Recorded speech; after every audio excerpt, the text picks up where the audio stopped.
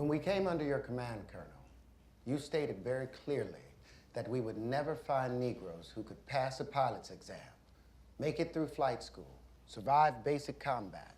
A combat record which, to this point... We've done all of that. To this point, I don't believe your boys have scored a single aerial kill. Because you have not assigned us a single forward mission. It's damn hard to shoot down the enemy 100 miles behind the front lines. We're given hand-me-down planes, ordered to attack targets that have already been bypassed, fly patrols where the enemy hasn't been seen for months. Now, we've done every low-down, dirty job you've handed us, hoping that we would just limp along and go away. We will not go away. We have a right to fight for our country, the same as every other American. So you shut us down, or you let us fly. All right, so I'm here with David Oyelowo. O on both sides of yellow, Oyelowo. Oyelowo. Oh, yeah. And Mr. Terrence Howard. And you That's guys... an H on one side of it. Howard, yeah, I had the problems with it for a second.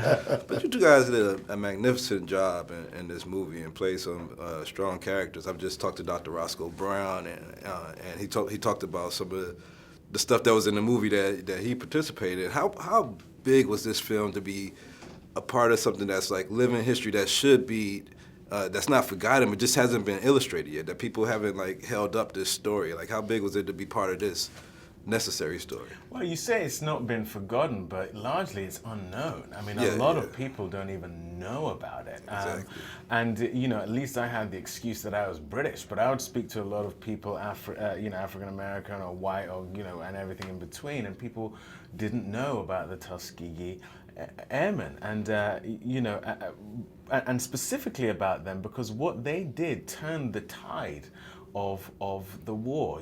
Guiding these bombers in was a crossroads. Because it happened just before the Messerschmitt fighters came in, and those jets would have definitely changed the war. So that's something that everyone needs to know, and I'm so glad that we haven't chosen to tell this story in a small way, but in a big way, because that's the canvas it deserves. The American pilots flying escort now go for every kill they can score. That's how they were trained. That's how they fight.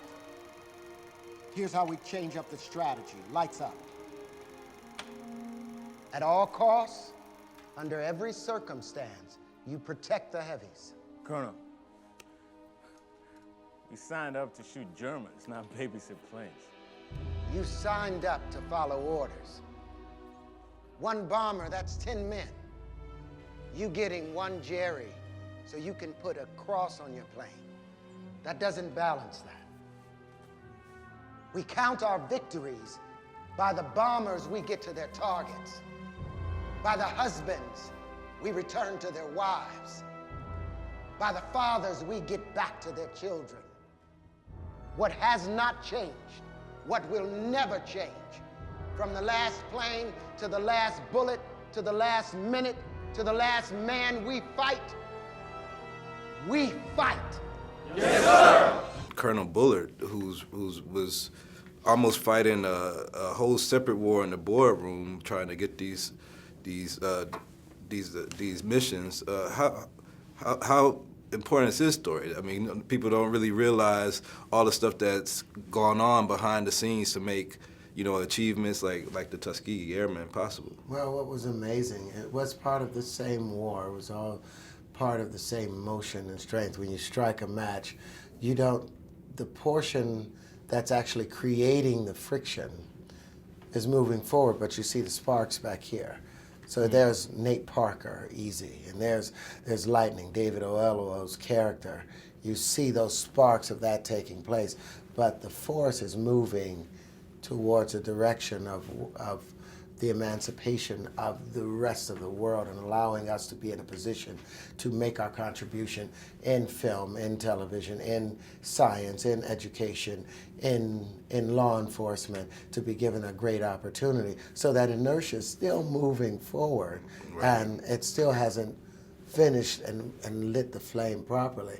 There's still just sparks along the way, but having people like George Lucas come in and fan that spark to where it will become a huge flame.